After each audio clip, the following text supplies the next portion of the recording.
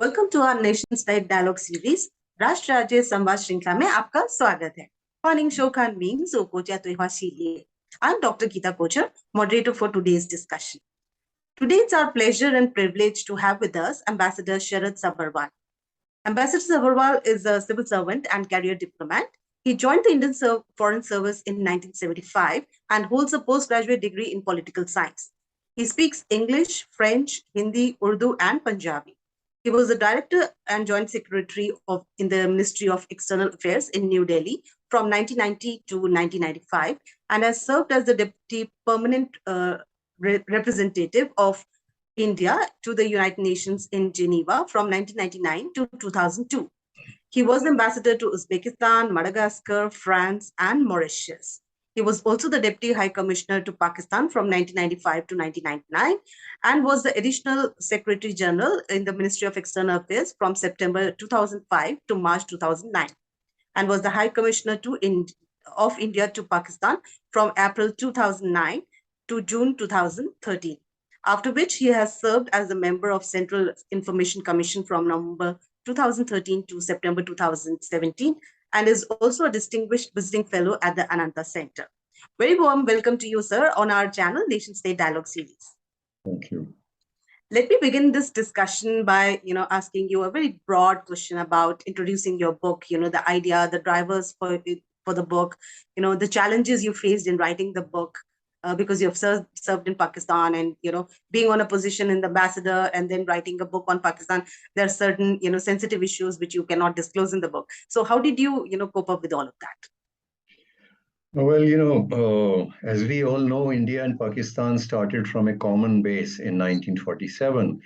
Now, over the last 75 years, a vast gap has emerged between the two countries. Pakistan's economy is now 1/10 the size of the Indian economy. In most social indicators, they lag behind us. India's prestige has gained on the international stage, where Pakistan's reputation has suffered as a hub of terrorism. And yet, Pakistan has continued to loom large on our horizon. And it has been the subject of an intense debate on how to deal with it. There are various options given. There are two extremes. There is a body of opinion which says that the common heritage of the two countries will eventually overcome their problems, common heritage and people-to-people bonhomie. And at the other extreme is a purely militaristic view. And then, of course, there are options lying in between. Now, this debate is characterized by some misperceptions, which are the result of justified anger in India against Pakistan's conduct over the years. Its animosity, its campaign of terror against us for the last 40 years.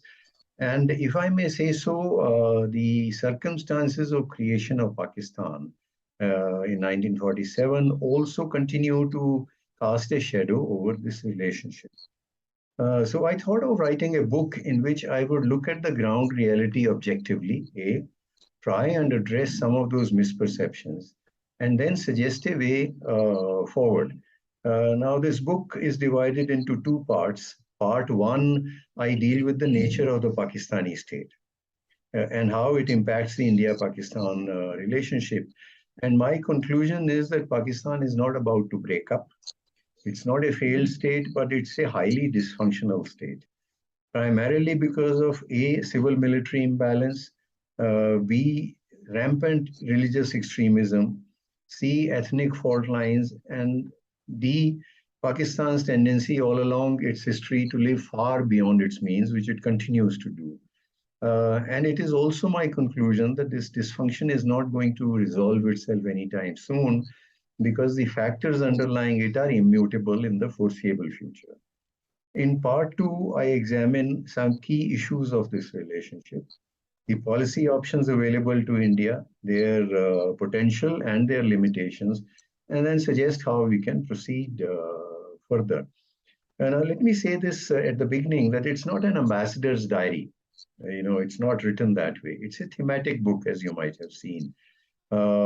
It's not about me, it's about the subject on which I have written, which is Pakistan and India-Pakistan relationship, although it is based on the experience that I gained in the course of those two postings in Pakistan and my study of Pakistan very closely since then. You asked me about the challenges. No, what to disclose, what to not disclose is not a very difficult issue. Somebody who has gone through, long years of service, I know what to say and what not to say. But I must say, one of the most important challenge for me was to retain my objectivity. Because as an Indian, I share with all my compatriots a lot of anger against this country for what it has done to itself, to the region, and to us.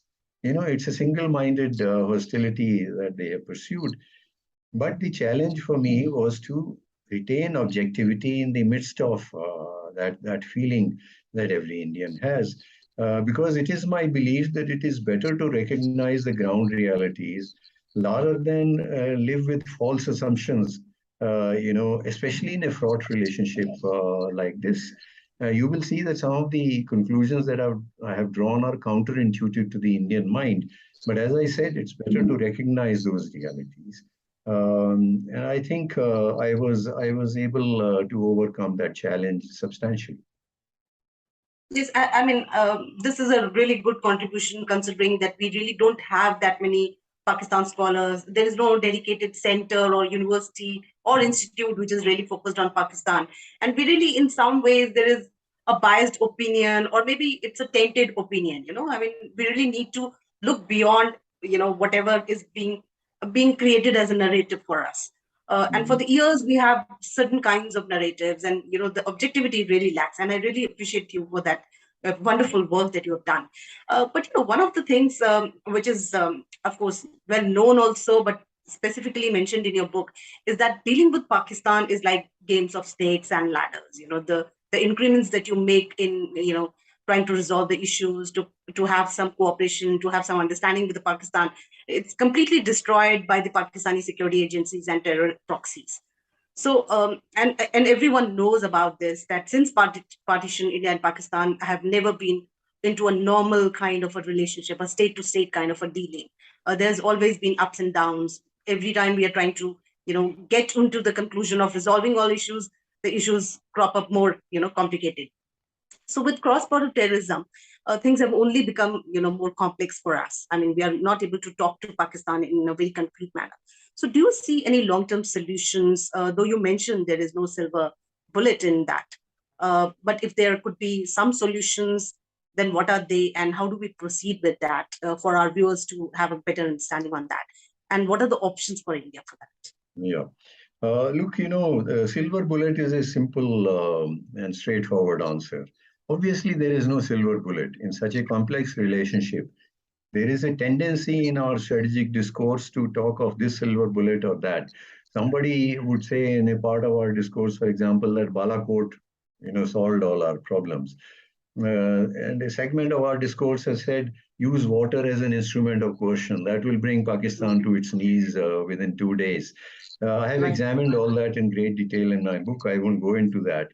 And I conclude there is no silver bullet. In such a complex relationship, you have to have a combination of instrumentalities at your disposal to deal with them, with the Pakistani challenge. You asked me about solutions. The solutions are straightforward. Pakistan has to stop terrorism. There is no place for terrorism in a civilized world. They have to stop it. Jammu and Kashmir, I believe the only feasible peaceful solution is a non-territorial solution, which means you recognize the territorial reality. That, of course, is difficult for Pakistan and even for India to carry forward that kind of solution. Trade, one of the issues, the Commerce Secretaries had drawn up a roadmap. I describe it in my book in 2012, September, that would have completely normalized the trade relationship and led Pakistan to give us MFN. That couldn't be taken to its logical conclusion because the relationship deteriorated thereafter. But that roadmap is there. You can pick it up any day, adapt it a little, and then, normalize trade. Siachen, I believe a solution can come about only in the context of a larger solution to the Jammu and Kashmir issue. And finally, Sir Creek. Sir Creek requires a little compromise from both sides. It's a relatively easy issue that way. But in India-Pakistan relationship, even a small compromise is difficult.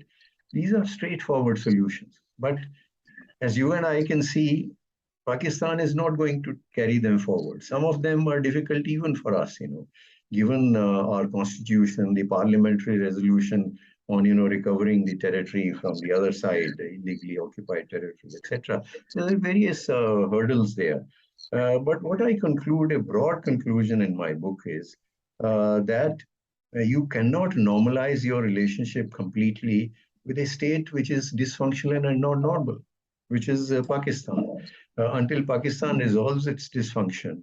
So, we deal with the civilians, the army sabotages it. Then Bajwa starts saying last year positive things, and the political system is not able to carry them forward, even open trade with India. As you see, it's a very fractious polity at the moment. So you cannot normalize this relationship completely until the dysfunction of Pakistan gets resolved. But because you cannot normalize, this is a point which I make, that does not mean that you do not even manage this relationship. Leave it in a state of free fall or leave it entirely to our security sector. So therefore, what I recommend is that the best we can do is to manage this relationship, to keep the levels of volatility and violence as low as possible by combining deterrence with calibrated punitive approach as required, but also dialogue and diplomacy. We should not write off dialogue and diplomacy simply because this relationship is very difficult. Now, I acknowledge that dialogue does not have the potential, and this I mention in my book. Dialogue has not so far shown the potential to change the fundamentals of this relationship. But dialogue can play a secondary but very important role from our point of view of managing this relationship, trying to keep volatility and violence low, as I said earlier. Now, while doing this, obviously, you should also keep an eye. If opportunities arise to do bigger things, to solve bigger issues, you must carry them forward, try and nudge Pakistan in a positive direction. So there is no big bang solution to this relationship. I think let's be very clear. If we aim at that, we'll be disappointed. Let's at least manage it, and keep violence and volatility low so that it doesn't take our attention from more important issues. Now a much bigger China threat. That's an important an important point to be noted. And of course, keep on looking for opportunities if they arise to do something more substantive. Yeah, I mean, I agree, but in the sense that when we are dealing with a state which is a political military fusion, and to deal with, I mean, if you are dealing at the political level with a dialogue and diplomacy, things do not work because the military is at odds with Indian establishment. And unless until, as you have pointed out, terrorism is stopped by the Pakistani state, which I find is an extremely difficult proposition to make, or a solution of that sort really can't come out. To deal with Pakistan will always be a challenge for India. I really don't know how those simple solutions can come out. But anyway, we have been, constantly trying to engage with, Pakistan, and I think that is the best option. But when we talk about Pakistan, and you just mentioned also, two countries become really significant. One is the United States of America, and second is China. So how do you assess the role and relationship of these two countries with Pakistan, and how that has affected India's relations with Pakistan? And it's a very broad question, I know, but let's combine it. I'll try and answer it, as concisely as I can. Look, Pakistan's relationship with the United States has been largely transactional. It's a relationship in which the Americans have needed Pakistan's strategic location. They have needed Pakistan's assistance to promote their interests in this region, whether it was the Cold War alliance or whether it was Pakistan becoming a frontline state in the jihad against the former Soviet Union in Afghanistan, or thereafter Pakistan becoming a frontline state in the American war on terror. In all cases, it was a transactional relationship. Americans needed Pakistan's strategic space, its assistance, Pakistan needing the Americans to underwrite its ambitions economically and militarily against a much bigger and better endowed India. That's what its relationship was. And that is what it has continued to be. Now, The last such transaction ended with the departure of the American troops in August 2021 with the Taliban victory in Afghanistan. Then, for some time, the relationship was blocked because Imran Khan was not willing to cooperate with the Americans in terms of counter-terror steps in Afghanistan. But again, we have seen some transactional activity very recently. You would be aware of the F-16 maintenance package, which the Americans have given. There may be various reasons for that. It could be in the context of Afghanistan. It's also because the Pakistanis are reported to have helped them in killing Ayman al-Zawahiri, either by providing some intelligence about his location or by providing their airspace for their drones to fly. There have also been increasing reports of Pakistan having supplied military stores, notably artillery shells, to Ukraine. The British military planes carried them to countries neighboring Ukraine from where they were sent to Ukraine. Now, that would have pleased the Americans and the West very much. And there is always a regional angle to what the Americans do here. They have a fond hope that they can take Pakistan out of the embrace of China. That's not going to happen. The Americans have all along leveraged Indo-Pak differences to promote their own interest in this region. So what they are doing now may also be a kind of signal to India in the context of the position we have taken on Ukraine and import of oil from Russia for various things.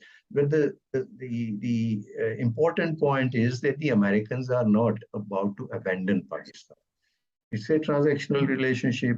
One transaction is dead, another is born. This is how the history of this relationship has gone on. So not about to abandon.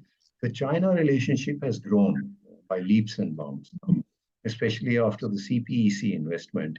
The Chinese are more deeply invested in Pakistan today than ever before. They have a very strategic route passing through Pakistan to the Arabian Sea and beyond to the Indian Sea, bypassing the choke points, maritime choke points in the east, the Malacca Strait, etc., etc. So it's a relationship which is growing, which is multiplying, and we should expect it to move in that direction, regardless of the American desire to dilute it. The only little contradiction I think China is pursuing, as I mentioned in my book, two contradictory aims in Pakistan. One is to exploit its obsession with India to contain India, and B, to use it as a transit route, as an ally. Now, as I have also explained in my book, the seeds of instability of Pakistan lie in its obsession with India. What it has meant is Pakistan has spent a lot on its defense. It has lived beyond its means, which has made it dependent upon external patrons to serve their interests rather than Pakistan's interests. The American money coming to Pakistan never taught them how to live on their own. It gave them an opportunity to keep on living beyond their means. It also encouraged their adventurism against India. It did not help the Americans because Pakistan always indulged in double dealing. It did not help Pakistan, as I explained. They continued with their adventurism and living beyond their means. It did not help the region. Look what that Afghan jihad did. It produced forces that continue to trouble this region till today. So the Chinese, when they try and exploit this obsession, that obsession has the seeds of instability of Pakistan. On the other hand, they want to use Pakistan as an ally. So if they continue to pursue these two aims, they'll neither have a stable ally nor a country which can help them in containing India. But for the moment, we should be very clear. This is a relationship which is growing, which will continue. I'll come back to this China part when I talk about the Kashmir issue. But let's talk something very significant, that is how Pakistan-India relations have changed, and specifically because it has become a nuclear state. And nuclear, during the nuclear test of Pakistan, you were also posted out there. The tests prior to Indian test in 1998 came as a major surprise to many countries. So in your opinion, what were the reasons for this shock, that we really couldn't understand how Pakistan has developed the nuclear weapons, and how India's relations after that has changed? I mean, there was prior to that we were having, troubles with Pakistan. But because Pakistan is also a nuclear state now, has that really changed the kind of equation that we have with Pakistan? Well, you would know that Pakistan carried out its nuclear tests about 17 days after India carried out its first test. Of course, I'm not talking of the 1974 PNE, but I'm talking of 1998 when I was Deputy High Commissioner there. India conducted its tests on May 11 and 13, and Pakistan conducted its tests on May 28. The Western countries and the Americans tried to persuade them, saying we would give you financial assistance, we'll help you in resolving Kashmir issue, etc., etc. Do not test, but it was clear that India, having tested, Pakistan was not going to lag behind. But we also know that, as you might have seen the chapter in my book also on nuclear dimension of this conflict, Pakistan had acquired the nuclear capability much earlier. In the 80s, I would say, late 80s. This was through clandestine purchases made by Pakistan in violation of all international norms from the international market from various countries. Sometimes they turned a blind eye. The Americans probably knew that Pakistan was doing it, but they needed Pakistan for the jihad against the former Soviet Union in Afghanistan. So, they turned a blind eye. And then the Chinese are known to have given them design of a tested weapon. And there are also reports that they tested a weapon for Pakistan at some stage on their Lucknow test site. So Pakistan had, this capability, although they brought it out into the open in 1998, about 16, 17 days after the Indian tests. You asked me how has it changed. Now, Pakistan, soon after, they carried out their tests, then they started playing up this angle of this region being a nuclear flashpoint. The idea was the smallest crisis with India, you play it up and that would bring in the international community to defuse the crisis. That has happened. Now the international community has got used to that kind of playing up by Pakistan, but not completely.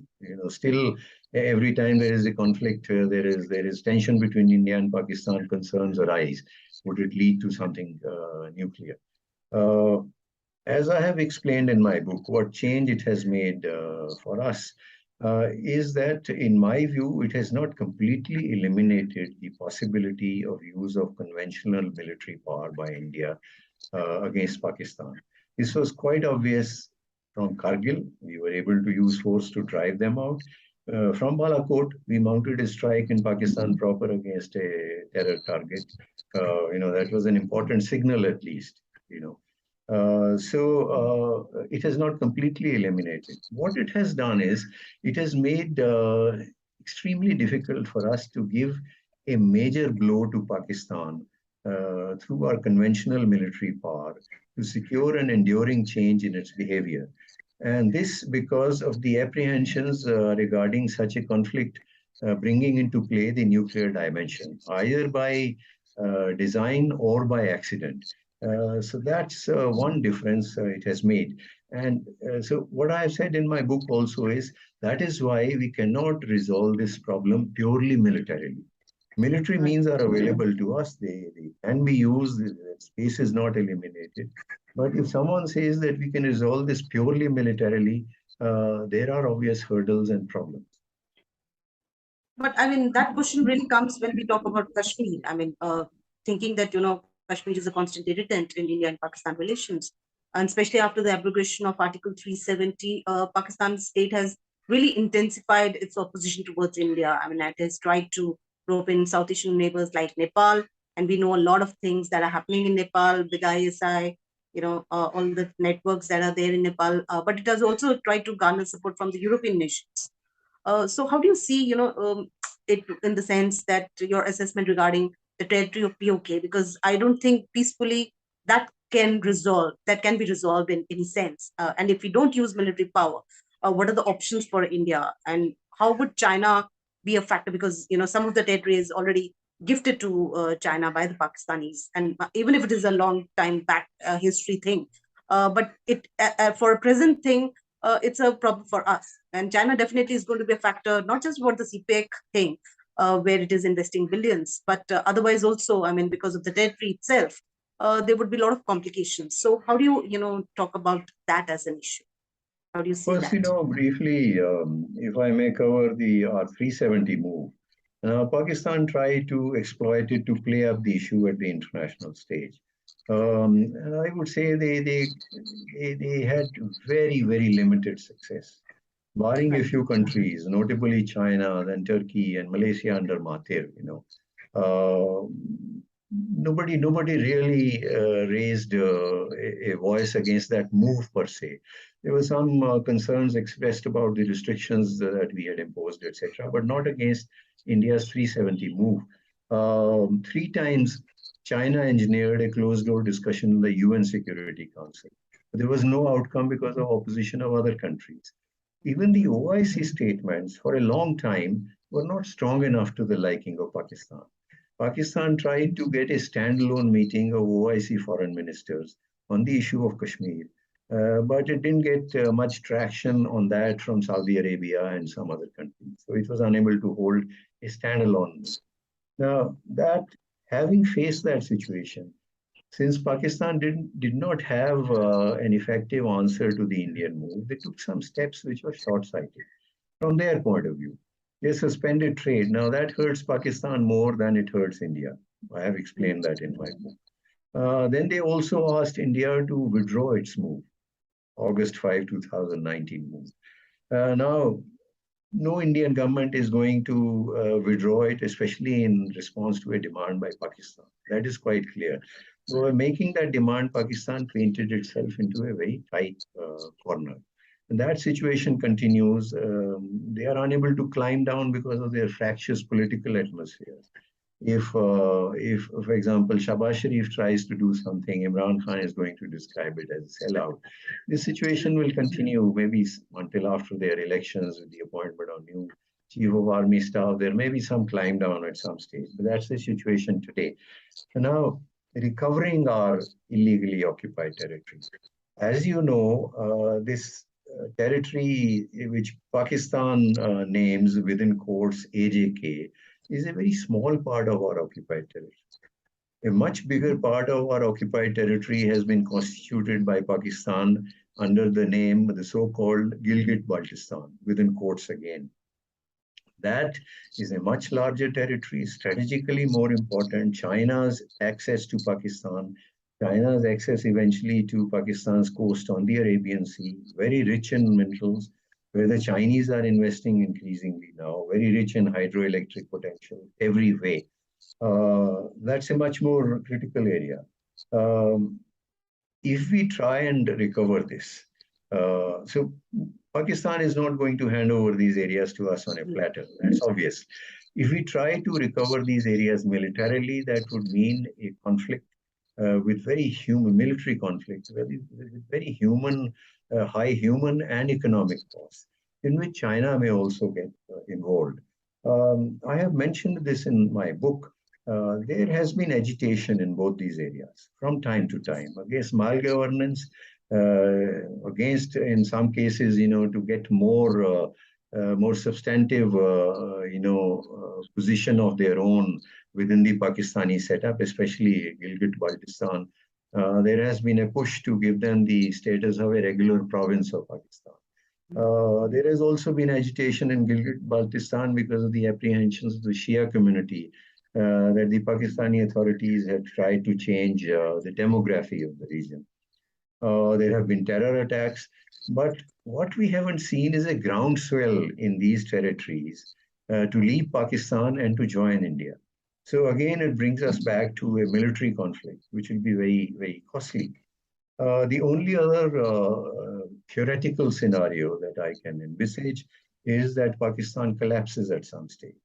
Not for in the foreseeable future, but at some stage it collapses. Even in that case, I think the China will try and make a grab for as much of Gilgit-Baltistan as it can, because it abuts its restive Xinjiang region.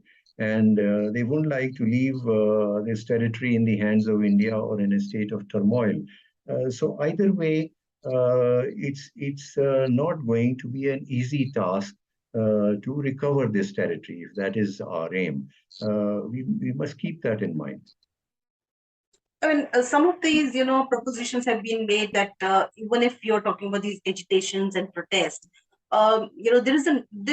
nobody has a very strong leader that has emerged out of this who can really, talk about separation in a very strong sense. And that also creates a problem that, if that is not separated as a territory, it will not be able for India to negotiate peacefully in any sense. And as you're rightly saying, I mean, if we go for a military attack, it's got to be huge, citizens, civilian cost. Just make 2 points, 2 more points on this. One, if there were a strong sentiment in the population, I'm sure the leadership would emerge the day there is a strong sentiment. But there has to be that sentiment. The very last point, which I make in my book also, is that our 370 move did not end the Pakistan dimension of our Kashmir problem. We should be very clear about that, because Pakistan's questioning of the accession of Jammu and Kashmir preceded the introduction of Article 370 in the Indian Constitution, and it has outlasted its abrogation. So the Pakistani dimension is very much there, and we have to deal with it one way or the other. And of course, the Chinese dimension, as you're rightly pointing, it's not just about the, the CPEC thing.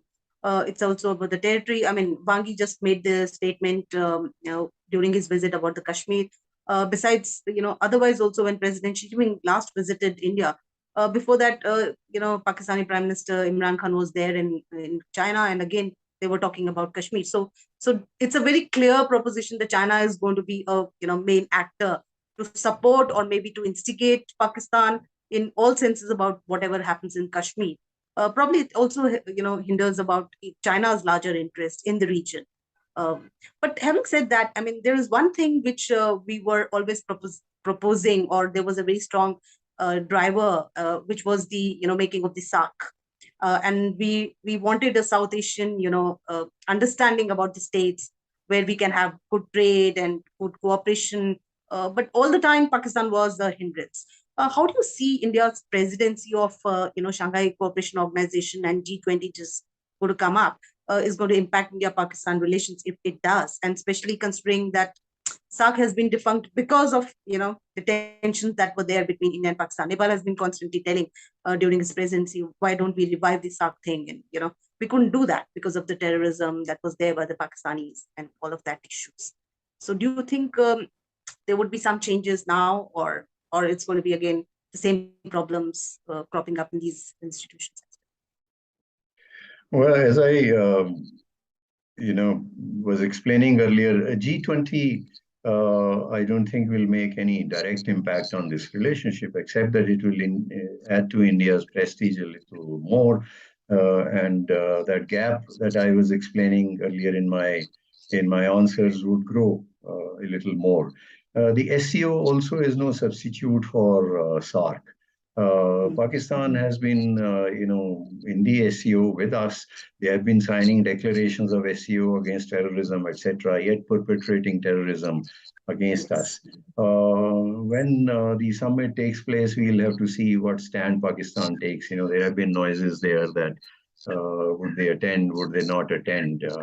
That's something which we will see down the line. So I don't think it will make a major difference. It will only, if they attend, it will only provide an opportunity, for their leaders or the Prime Minister or some other person to visit India, and that may provide us an opportunity to talk to them. But that's down the line, and I think we shouldn't speculate about what happens there. SAARC, of course, the most important issue in 2007 SAARC summit in Delhi, a decision was taken about intra-regional connectivity, because Pakistan has continued to deny us access through its territory to Afghanistan and beyond to Central Asia, etc. So there was a decision on intra-regional connectivity. And then, agreements were prepared, especially for motor vehicles, flying amongst all the SAARC countries, etc., etc. And Pakistan has been blocking those agreements. So the transit remains a big issue still. So I don't think these events are going to make much of a difference to the relationship. Much will depend upon what trajectory Pakistan takes now. The new army chief, when he comes, what sort of stand does he take? And then after Pakistan's next election, is there a climb down from that position into which they have gone? As I said, with their stand on India's Article 370 move. We'll see as time goes by. And I'll just move with the last question to you, and that is relating to what you have been, what you have dealt a lot in your book, and you've also mentioned about Pakistan's economy. Considering that it's a dysfunctional state, in one sense, it's a failed state. It's not able to cope up with its economy, and we know the pressures. Some people even, think that it's going to be going to what we saw in Sri Lanka. That kind of turmoil. But hoping that doesn't happen in our neighborhood. How do you see, what would be the major problem for India in that case, in that sense, and how India is really going to negotiate with the Pakistanis about the connectivity projects, or maybe economic cooperation, whether that will be conducive, because many voices say that we should never have any cooperation with Pakistan. The ultra-nationalists also are considering that we should not have any economic and trade relations with Pakistan unless until we solve our Kashmir issue, unless and we solve our border problems. And I think that is also one of the stands Indian government has taken for China. We are talking about normalization relations in a very comprehensive manner. So will that be an issue with Pakistan as well, or we will become, the considerate humanitarian state as we became for Sri Lanka, and go beyond the real concrete issues, thinking the humanitarian crisis is more significant and human lives are more important. Sort of, what should be the? I have been of the view that trade should never be linked to political issues. We, for example, took this step. We withdrew MFN status, which we had given to Pakistan in 1996. We withdrew it in the wake of Pulwama. Now, Pakistan's exports to India at that stage were about $400 million, less than 2% of its global exports. So therefore, while that move must have hurt some Pakistani exporters, it didn't have the potential to change the calculations of Pakistan's security establishment. Trade is also important for another reason, I believe. Because it obviously benefits people on both sides. When there are exports from both sides, there is greater employment. That's obvious. And secondly, if trade grows eventually, it can give rise to constituencies with an economic stake in peace on both sides. So that's why trade is important. I hope whenever an opportunity arises, we normalize it. Of course, I realize that this cannot be done until a segment of political discourse in Pakistan continues to regard trade as a concession to India rather than something important for their own economy. So that's one issue we should be very clear about. You asked me about turmoil in Pakistan and so on. Now, Pakistan is a very troublesome neighbor. That's quite clear to us. But Pakistan, which disintegrates or fails, would be even more troublesome for us. It'll be a big headache for us, a country next door. I used to recall ever so often to my Pakistani audiences the heavy costs that they have continued to pay for having destabilized their neighbor, Afghanistan. So let's see what happens if central authority disappears in Pakistan. We'll either have successor states vying for influence, or worse still, warring groups trying to gain influence over each other, as in Afghanistan, or a Punjabi rump sitting on a pile of nuclear weapons. In either case, it will be bad news for us. Again, it will also unleash a humanitarian crisis of gigantic proportions for us because of the easy passage that terrain in the plains offers to people trying to flee unrest in Pakistan. Let me tell you that in 2010, when terrorism was rife in Pakistan and I was High Commissioner there, some of my interlocutors in Lahore would tell me in their moments of candor that if Taliban come here, we'll have no option but to run towards India. So Pakistan is doing a lot to harm itself. So if one day Pakistan collapses, we'll have to pick up the pieces. That's quite clear. We'll have no option then. But I do not agree with those who say India should play a proactive role in ensuring the disintegration of Pakistan. If a problem comes your way, you will deal with it. But that's very different from your working actively to bring that problem your way. And I think we should keep that in mind.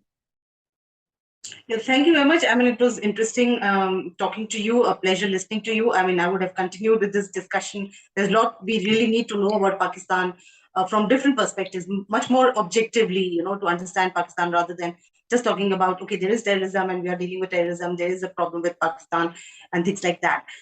So thank you very much. I hope we continue our interactions, and thank you to our viewers. Please keep watching and please subscribe to our channel. There are many more interesting, dialogues and discussions, and maybe we'll again have Ambassador Sabarwal for some other discussions or panel discussions. Thank you very much. Namaskar. Thank you very much. Thank you.